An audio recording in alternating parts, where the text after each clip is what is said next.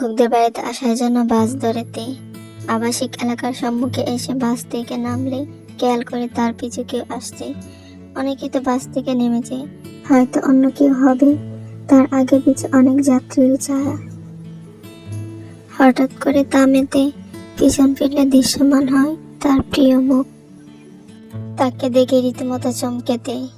হাঁটুর উপরে pant, half হাতা টি শার্ট, ঘামে সিক্ত মানব জটিল নজরে চেয়ে তের পানে কেসে উঠেতে আলগোছে প্রশ্ন করে, জগিং করতে গিয়েছিলেন? তের বোকা প্রশ্নে বিরক্ত হয় জঙ্কুক। না, বিয়ে করতে। তে লজ্জা পায়, গাল জোড়া চলে। সে কদম ফেলার পূর্বে জঙ্কুক আবারও বলে ওঠে, আজ কেন এসেছিস? মা বাসায় নেই। জানি আপনার লাঞ্চ দিতে হবে, তাই পাশে হাঁটার চেয়ে অন্যদিকে হাঁটা উত্তম মনে করে তে। পাশাপাশি হাঁটলে জঙ্কুক যদি আবার অপমান করে। জঙ্কুকের ষষ্ঠ ইন্দ্রিয় সজাগ, গাড় ঘুরে থেকে পর্যবেক্ষণ করে পিছনের পিলারে ফিরে। মনে হলো কি একজন আড়াল হলো। পরক্ষণে পথচারী ভেবে উপেক্ষা করে দুদিকে গাড় নাড়ে। মাইন্ড ফ্রেশ থাকা দরকার। অফিসে বেশ ঝামেলা। অফিসে যাওয়ার পূর্বে বাবার কামরায় যাই জঙ্কুক। বাবা ডেকেছে, প্রশ্ন করলে বাবা জানায় যে হোক আজ অফিসে যাবে না, ওর ছুটি। আমি নিলাম। আমি আর যে হোক আজ তের জন্য ছেলে দেখতে যাব। মেয়েটার বিয়ে ঠিক? জঙ্কুক দাঁতে দাঁত চেপে বাবাকে প্রশ্ন করে, মাত্রই আজ ছেলেকে দেখতে যাব, কিন্তু তুমি কি রেগে? সামান্য কাজে যে হোক আঙ্কেল ছুটি কেন নেবে? ওনার মেয়ে কি ওনার একমাত্র দায়িত্ব? জঙ্কুক কথা ঘোরায়, আচ্ছা 3টার পর অফিসে আসবে যে হোক, বেটার। জিদ দেখে জঙ্কুক জানাই, অগ্নিলাবণ্যে সত্তা জ্বলছে। সেই মুহূর্তে সামনে আসেতে জঙ্কুক নিজের ক্রোধ সামলাতে পারেনি। তের বাহু চেপে ধরলে কিছু ফুল মাটিতে পড়ে। তাজা গোলাপ মারিয়ে দেয় জঙ্কুক। সেই দৃশ্যে তের অন্তর্কূর্ণ হয়। কি সুন্দর তাজা লাল গোলাপ। জঙ্কুকের পানে মাথা উঁচু করে ফিরে তে।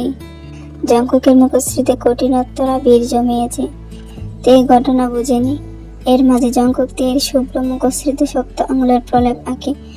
আমি জিয়ান জঙ্কুক, কখনো তোর বিয়ে হতে দেব না। জঙ্কুক, আমার লাগছে। তে করুণ সরে জানাই। জঙ্কুকের টনক নড়ে, হাত সরাই তের মুখ হতে। বিনা উত্তরে চলে যাচ্ছে। তে হাত বসে গালে, কি অসহ্যকর এক ছেলে। তে আপু, জঙ্কুক বাইরে গেছে কেন? গোলাপের রসের মতো তোমার গালটা লাল করেছে। বাইকে আমি আজ অব্দি বুঝিনি। জিমিন তের মুখ মুছে ঠান্ডা পানি দ্বারা।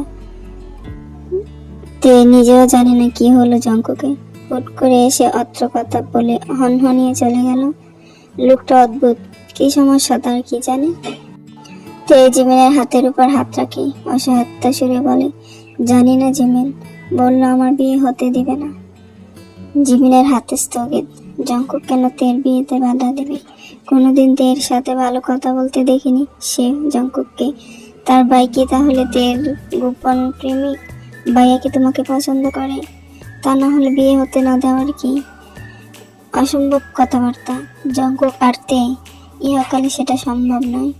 জঙ্কুক কেবল জানে কিভাবে কি করলে তে কষ্ট পাবে। বক্ষ দেশে ফেরা অনুভব হয়। জঙ্কুক তাকে পছন্দ করলে কি খুব ক্ষতি হতো? জঙ্কুক আমাকে অসুখী থাকার জন্য কথাটা বলেছে। তোমার ভাই বড্ড অহংকারী। দোয়া করো এইবার যেন আমার বিয়েটা হয়। বাবা মা খুব চিন্তিত। জিমিন মিষ্টি হাসে। কাছের মানুষের বিয়ের অনুষ্ঠানে গেল বহু আগে। এখন একটা বিয়ে নামলে মন্দ হয় না। আর যদি তা হয় তাহলে তো কথাই নেই।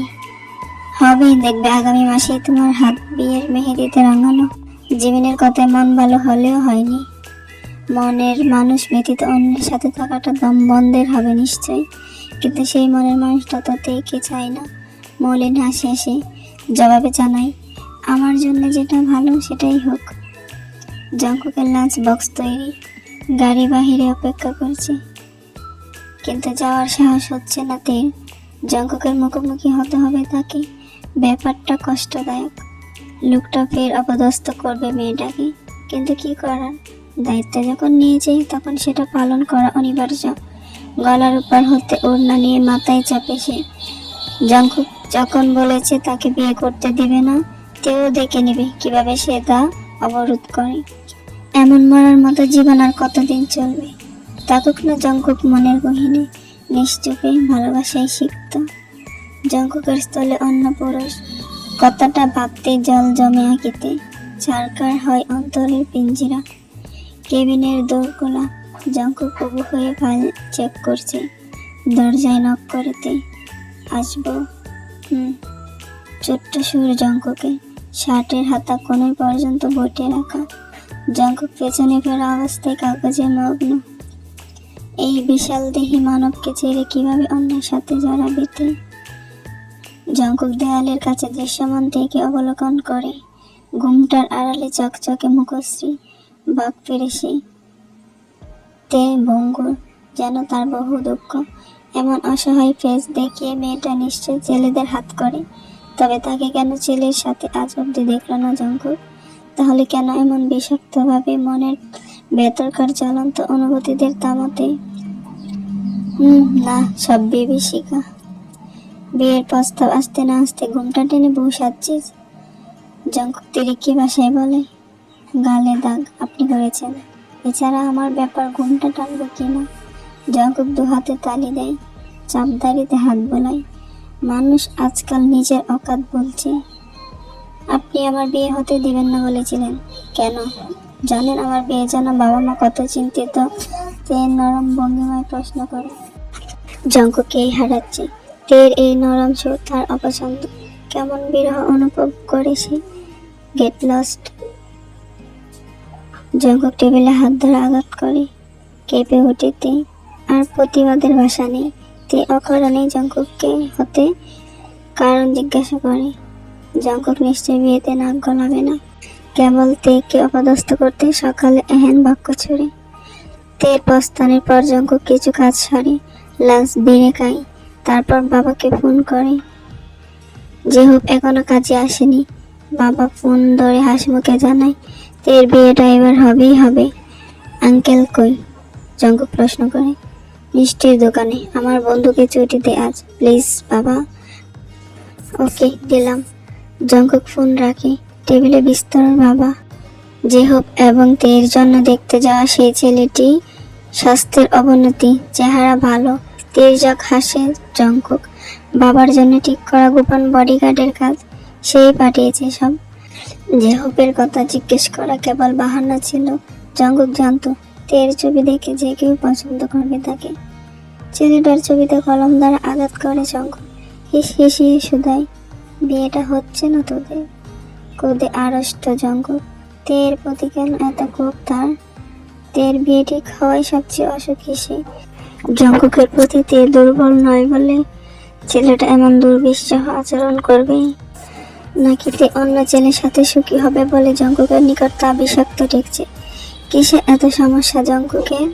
আরও মেজাজ চটে তার বাড়ি ফিরে। ওই ছেলের ব্যাপারে কাল বোঝাপড়ার কথা ছিল। আজ অনাকাঙ্ক্ষিত মিটিংয়ে সেই ছেলের সাথে হিসাব নিকাশ করতে পারেনি। কিন্তু জঙ্কুকের বাড়িতে তের পাশাপাশি এই ছেলেটাকে দেখবে বলে ইহকালে ভাবেনি। মুহূর্তে সবটা থমকে যায়।